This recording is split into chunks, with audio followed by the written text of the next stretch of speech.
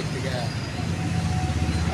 ఆంధ్ర యూనివర్సిటీలో డిఎన్ఆర్ కాలేజీలోని ఆంధ్ర యూనివర్సిటీలో విద్యాభ్యాసం చేసి రీసెర్చ్ చేసి డాక్టరేట్ పొందిన డాక్టర్ తాళ్ళూరి రమేష్ గారు ఈవేళ జంగారెడ్డిలో సందర్శిస్తున్నారు.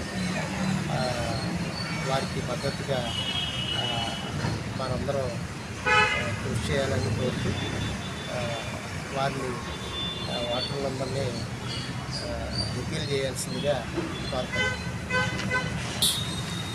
ఆంధ్ర యూనివర్సిటీలో జాగ్రఫీ డిపార్ట్మెంట్లో రీసెర్చ్ చేసి అలాగే విద్యార్థి దశ నుంచి ఎన్నో పోరాటాలు మాకు ఆదర్శమూర్తి అన్న అలుగు ఆనందశేఖర్ గారి నాయకత్వంలో మేమందరం బాటలోనే నడిచాము. అలాగే అదే బాటలో ఆంధ్ర యూనివర్సిటీలోకి వెళ్ళాము. ఆంధ్ర యూనివర్సిటీలో చదువుకుని పోరాటాలు చేసి ఈరోజు మరి గ్రాడ్యుయేట్ ఎమ్మెల్సీ ఎన్నికల్లో బరిలో నేను ఒకడిని. మాది 12 నెంబరు. నాకు 1వ ప్రాధాన్యత ఓటు వేసి మీరందరూ నెగ్గిస్తారని మనస్ఫూర్తిగా అభినందనలు తెలియజేస్తున్నాను. అదే కాకుండా నేను ఆంధ్ర యూనివర్సిటీలో అంబేద్కర్ స్టాట్యూ కానీ అంబేద్కర్ చైర్ కానీ కృషి చేసి వైస్ ఛాన్సలర్ని వాళ్ళందరితో పోరాడి పెట్టించినాము.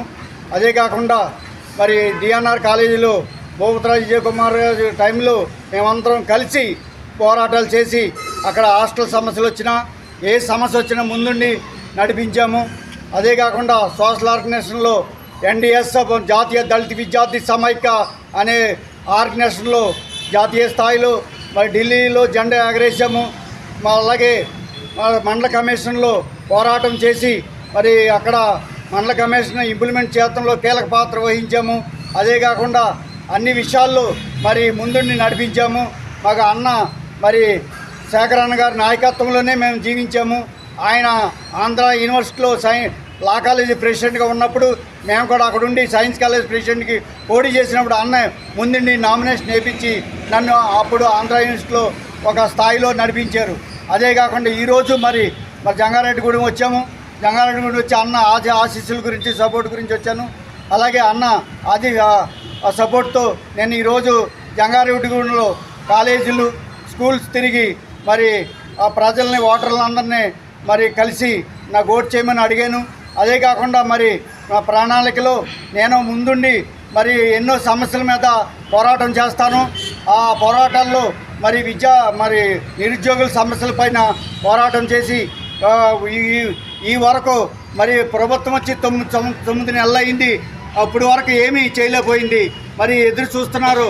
మరి నిరుద్యోగులు ఉద్యోగం మెగా డిఎస్సి అన్నారు.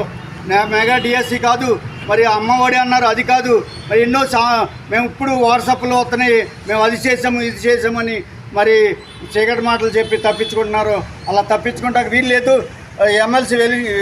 ఎమ్మెల్సీ ఎన్నికలు అయిన వెంటనే ఇవన్నీ ఇంప్లిమెంట్ చేసే వరకు పోరాటం చేస్తామని మీ సభాముఖంగా మనందరం పక్షంగా ప్రణామం చేస్తున్నాను. జై భీమ్.